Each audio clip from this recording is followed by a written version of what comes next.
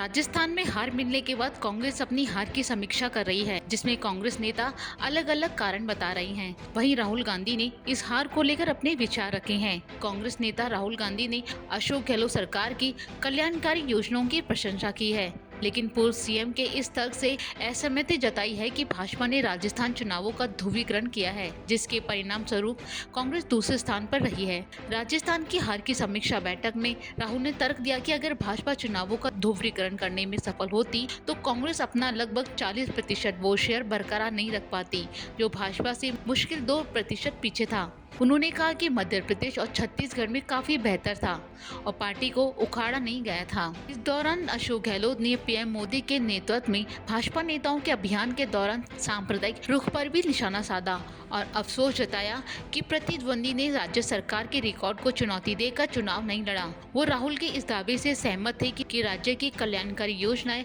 पथ प्रदर्शक थी, लेकिन उन्होंने कहा कि कांग्रेस उन्हें मतदाताओं तक व्यापक रूप से संप्रेषित करने में विफल रही।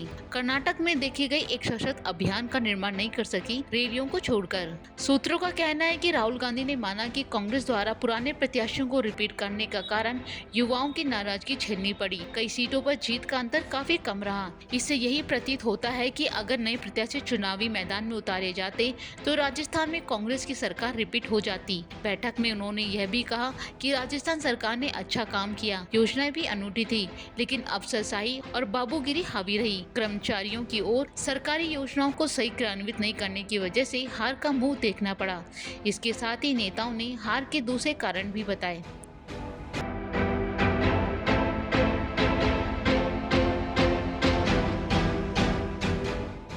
कांग्रेस की हार का सबसे बड़ा कारण ध्रुवीकरण माना गया। अशोक गहलोत सहित प्रदेश के वरिष्ठ नेताओं ने कहा कि चुनाव के अंतिम दिनों में भाजपा की ओर से हिंदू मुस्लिम वोटों का ध्रुवीकरण किया गया। इसके तहत ही संत महंतों को टिकट दिए गए और धार्मिक रंग देकर मतदाताओं को प्रभावित किया गया। कांग्रेस में पिछले 3-4 साल से चल रही आपसी गुटबाजी के चलते गुर्जर समाज की नाराजगी को भी बड़ी वजह माना गया। ऐसे कहा गया कि समाज का बड़ा वर्ग कांग्रेस से नाराज हो गया है और जानबूझकर भाजपा और अन्य प्रत्याशियों के समर्थन में मतदान किया गया।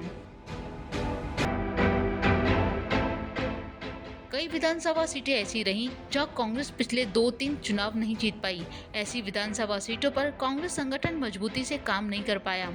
पार्टी के पदाधिकारियों ने ज्यादा मेहनत नहीं की, जिसकी वजह से इन सीटों पर फिर से हार का सामना करना पड़ा।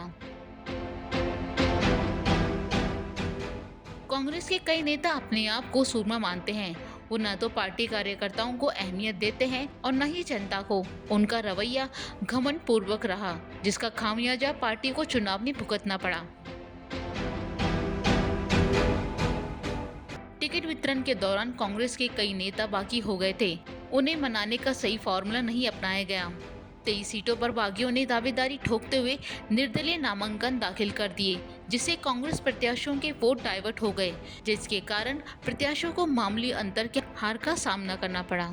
राजस्थान में हार मिलने के बाद कांग्रेस अपनी हार की समीक्षा कर रही है और आने वाले लोकसभा चुनावों में इन कारणों को फिर से न दोहराए जाने की बात कह रही है। अब देखने वाली बात होगी कि क्या लोकसभा चुनावों में कांग्रेस को सफलता मिलती है या नहीं।